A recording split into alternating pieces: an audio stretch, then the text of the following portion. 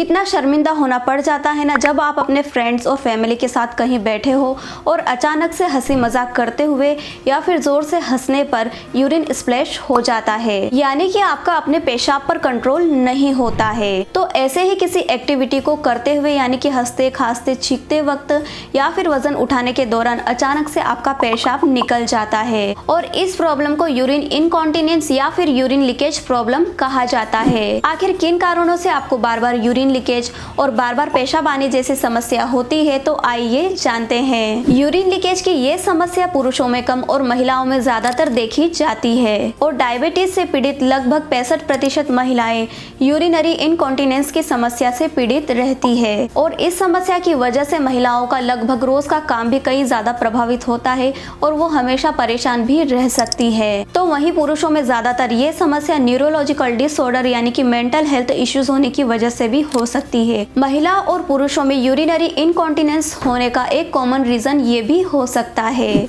Overweight होना यानी कि बेली फैट और मोटापा जब तेजी से बढ़ जाता है महिला और पुरुषों में, तो ऐसे में आपकी जो पेशाब थैली है उस पर बहुत ही ज़्यादा दबाव पड़ता है और ऐसे में भी आप अपने पेशाब को लंबे समय के लिए होल्ड नहीं कर पाते हैं, यहाँ तक कि आप इसे इतना भी कंट्रोल नहीं कर सकते हैं कि आप बाथरूम तक पहुँच सके।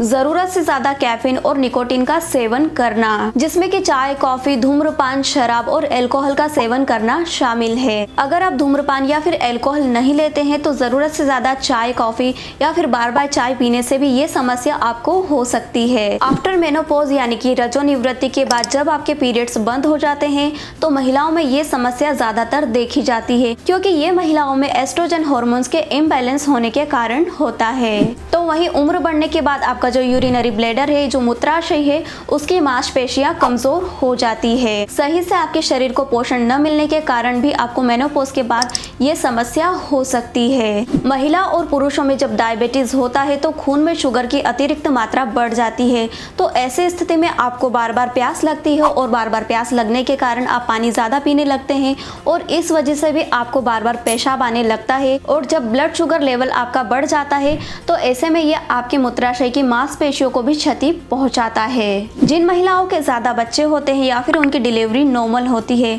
तो ऐसे में भी आपकी मूत्राशय की थैली और मांसपेशियां कमज़ोर पड़ जाती है और नॉर्मल डिलीवरी के दौरान इस पर बहुत ज्यादा प्रेशर भी पड़ता है। तो डिलीवरी के बाद महिलाओं में यूरिन लीकेज का एक बड़ा कारण ये भी हो सकता है।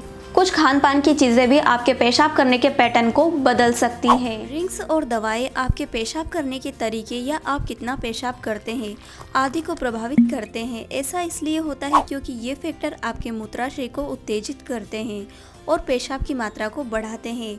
कैफीन, शराब, कार्बोनेटेड ड्रिंक्स, मिर्च, चॉकलेट, आर्टिफिशियल मिठास, चीनी, मसाले या एसिड वाले खाद्य जैसे कि खट्टे फल, अगर इन चीजों को न खाया जाए तो इस समस्या से कुछ हद तक छुटकारा पाया जा सकता है। साथ ही पेशाब को रोक कर रखने से मूत्राशय में बैक्टीरिया का निर्माण हो सकता है, जिससे यूरिनरी ट्रैक्ट इन्फेक्शन होता है। यूरिन लीकेज और बार बार पेशाब आने की समस्या को दूर करने के लिए आप उज्ज्वला आयुर्वेद शरणम की इन 2 सिरप को भी अपने डेली रूटीन में शामिल कर सकते हैं और ये दोनों आयुर्वेदिक सिरप इस समस्या को दूर करने में बहुत ही ज्यादा फायदेमंद होते हैं। एक सिरप है यूट्राकॉन और दूसरा है ब्रानोकॉन। ब्रानोकॉन सिरप जिन्हें मेंटल डिसऑर्डर जैसे अल्जाइमर, डिप्रेशन होता है और ऐसे लोगों को बेड वेटिंग यूरिन लीकेज होने पर ब्रानोकॉन सिरप का इस्तेमाल करना चाहिए, जो ब्रेन को एक्टिवेट करता है। इसे आप दिन में 2 बार आफ्टर मील 10 से 15 ml ले सकते हैं। यूट्राकॉन सिरप यूरिनरी ट्रैक्ट प्रॉब्लम और इन्फेक्शन को दूर करता है, क्योंकि ज्यादातर यूरिन लीकेज बेड वेटिंग मरीजों में इन्फेक्शन होता है। इसमें है आयुर्वेदिक कंपोजिशन, शतावरी, बालारूट, गोखरू, गुडूची, वारुण छाल आदि। इसे भी आप दिन में 2 बार 10 से 15 ml आफ्टर मील ले सकते हैं। मात्रा के लिए बोतल के ऊपर एक के भी दिया गया है। याद रखें, दोनों दवाई को आधे घंटे की गैप में आपको लेना है और इस तरह से आप अपने खान पान में ध्यान रख करके और इन दोनों ही सिरप का इस्तेमाल करके आप इस समस्या को दूर कर सकते हैं। वीडियो अगर आपको ये अच्छा लगा है तो इस वीडियो को ज़्यादा से ज़्यादा शेयर ज़रूर करें, ताकि ये जानकारी आपके साथ बाकी दूसरों को भी मिल सके। इसी के साथ चैनल को सब्सक्राइब और बेल आइकन को ज़रूर से प्रेस करें। तो मिलते हैं आने वाली नई वीडियो में, तब तक के लिए धन्यवाद।